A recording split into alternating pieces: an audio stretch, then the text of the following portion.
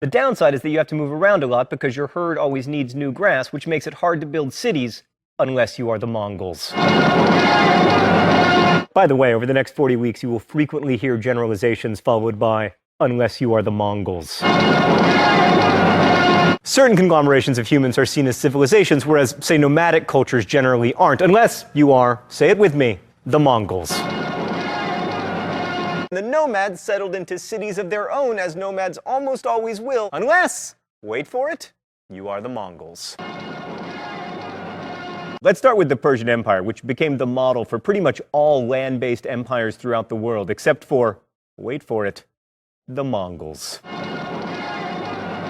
The one who were both unpopular and unusual because they were Mongols. Most of Central Asia isn't great for agriculture, but it's difficult to conquer unless you are, wait for it, the Mongols. There's never that much religious freedom in an empire, unless you are, wait for it, the Mongols.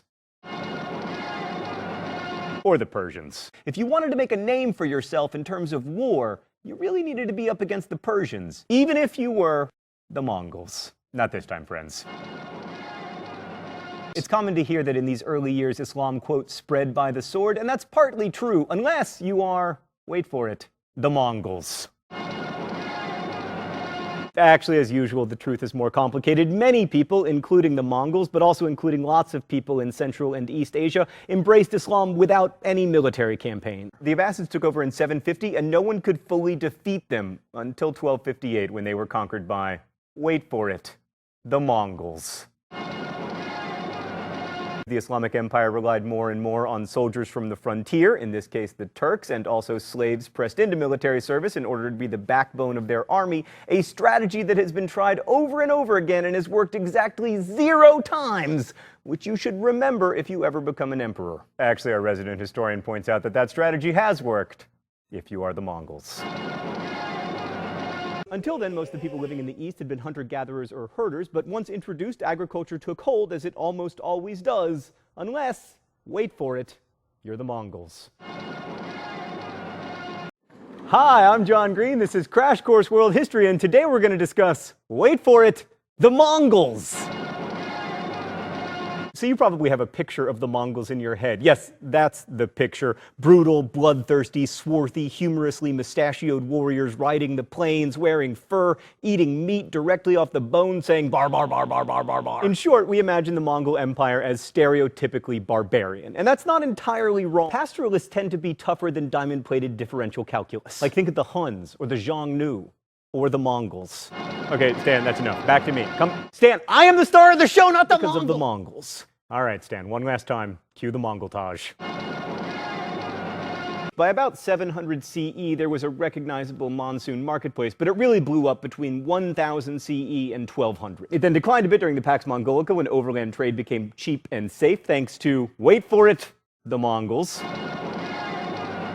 But then Indian Ocean trade surged again in the 14th and 15th century. The Ottomans managed to blend their pastoral nomadic roots with some very unnomadic empire building and some really impressive architecture like this and this and this, making them very different from, wait for it, the Mongols.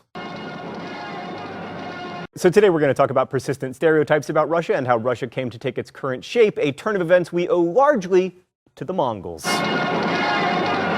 Anyway, the Kievan Rus eventually fell in 1240 when these guys showed up and replaced them. By that time, the Rus had been at war with pastoral nomads for centuries, from the Khazars to the Pecheneg to the Cumans, and they were tired, which made them easy targets. By the late 14th century, China had long experience with Muslims, especially when they were ruled by, wait for it, the Mongols.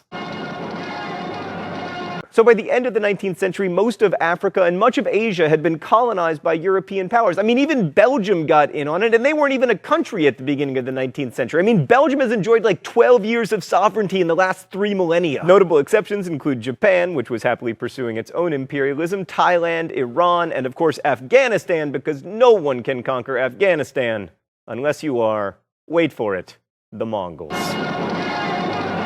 So not to sound jingoistic, but the entry of the US into the war really did change everything, although I doubt the Nazis could have taken Russia regardless. No one conquers Russia in the wintertime, unless you are, wait for it, the Mongols.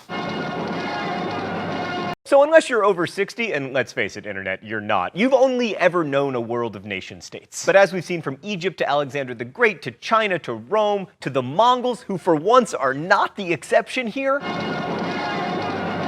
to the Ottomans and the Americas, empire has long been the dominant way we've organized ourselves politically, or at least the way that other people have organized us. All right, Stan, one last time, cue the Mongoltage.